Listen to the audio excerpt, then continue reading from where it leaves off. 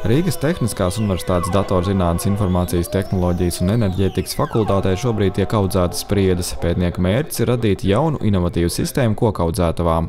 Lai kokaudzētavas varētu precīzi sekot stādiņam, kas aug siltumnīcas, noteikt to veselības stāvokli, noteikt temperatūras svārstības, žūšanas procesus un arī cik daudz nezaļus augušas. Pētnieki stāsta, kā viņu radītā sistēma darbojas. Šis ir tikai tāds kā monitoringa sistēma, automātiskā, kas sagatavo precizi informāciju. Bieži vien tas siltumnīcas ļoti liels, tāds kā futbola laukums neliels, ja, un aiziet tur pa vidu, paskatīties, bieži vien prasa ļoti daudz laika, un tas arī ļoti neērti, karst un vispārējais.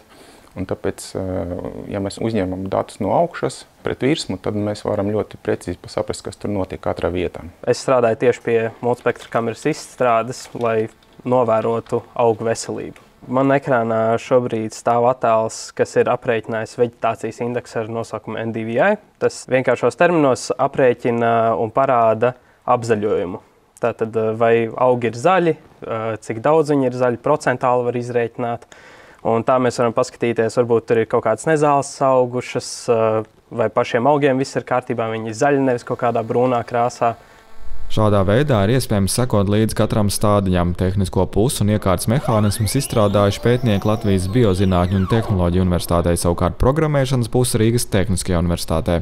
Mēs paredzam mūsu sistēmas uzstādīšanā uz siltumnīcas esošas infrastruktūras, kas ir laistīšanas iekārta, un kopā ar laistīšanas iekārtu šīs sensoru bloks pārvietojas un arī gar to laistīšanas iekārtas stieni arī pārvietojas, lai noskanētu visu siltumnīcas virsmu. Pētnieku uzsver, šādas tehnoloģijas ieviešanai ir arī ekonomiskais pamatojums. Mūsdienas visa tā biznesa lēmuma pieņemšana balstās uz precīziem datiem, un bieži vien siltumnīcas vadība ir pareizi jāsorganizē darbinieku noslodzē un darbu plūsmu. Un, ja viņi balstās uz precīziem datiem, tad viņi to var daudz optimālāk izdarīt.